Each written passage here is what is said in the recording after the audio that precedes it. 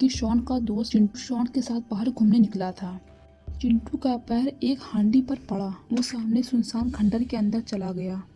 Shawn ने कहा, क्या हुआ चिंटू, तुम डरे हुए क्यों हो? चिंटू ने बताया कि उसका पैर एक हांडी पर पड़ गया और वो उस सामने खंडर घर के अंदर चला गया।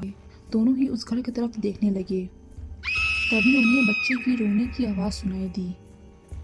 चिंटू ने कहा, शॉन, हमको चलकर देखना चाहिए। लगता है किसी को चोट लग गई है। उस घर के अंदर से आवाज़ आ रही है। शॉन ने कहा, चिंटू, मुझे नहीं लगता है कि उस घर में कोई रहता होगा, लेकिन आवाज़ तो उस घर के अंदर से ही आ रही है। चलो चलकर देखते हैं। दोनों ही उस घर की तरफ जाने लगे। दोनों को घर के अंदर कोई दिखाई नहीं दिया। लगता नहीं है कि यहाँ कोई रहता होगा, लेकिन ये तो सजा हुआ है। तभी शॉन की नज़र वहाँ रखी एक मिठाई के बॉक्स पे गई। शॉन उस बॉक्स को उठाने लगा। तभी वो बॉक्स हाथ से फिसलकर ज़मीन पर गिर गया। शॉन फौरन उस बॉक्स को उठाने लगा। तभी उसे अजीब सी आवाज़ आई। शॉन ने अंदर देखा। तभी उसे एक काली परछाई दिखी। शॉन जैसे ही ये बताने ऊपर उठा, उसे चिंटू कहीं दिखा नहीं। चिंटू कहाँ गया? अभी तो यहीं पर था। तभी शॉन को किसी के हंसने की आवाज़ आई। शॉन डरा हुआ था।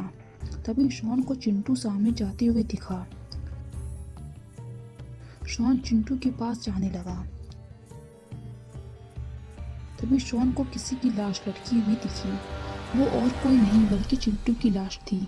ये देखकर शॉन पीछे की तरफ मुड़ा। तभी उसे एक औरत दिखी। वो शॉन को देखकर हंसने लगी और तभी उस घर में अंधेरा हो गया और अजीब सी आवाज़ आने लगी। तभी वो औरत वहाँ से गायब हो गई। शॉन फौरन दरवाजे की तरफ भागा। तभी शॉन ने पलटकर देखा।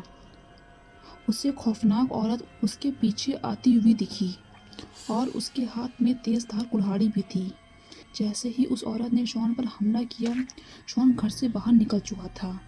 शॉन ने देखा वो खौफनाक औरत उसे दरवाजे से देख रही थी, लेकिन वो घर से बाहर नहीं आ पा रही थी।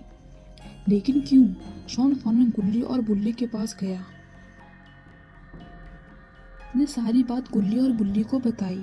गुल्ली ने कहा, शॉन, चिंटू ने उस औरत को आज़ाद कर दिया था जब उसका पैर उस हंडिया पर पड़ा और वो हंडिया जाकर उसी घर के अंदर गिरी जहाँ वो काला जादू करती थी और लोगों की बलि चढ़ाती थी।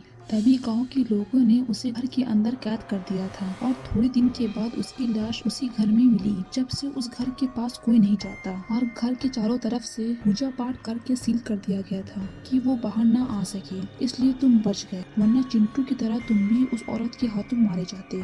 उस काली रात ने शॉन को डरा कर रख दिया और उसने अपने दोस्त चिंटू को भी खो दिया। दोस्तों, अगर आपको मेरी वीडियो अच्छी लगी और आप न्यू वीडियोस देखना चाहते हैं तो इस वीडियो को लाइक करें, चैनल को सब्सक्राइब करें, बेल आइकन दबाकर ऑन नोटिफिकेशन ऑन करना ना भूलें।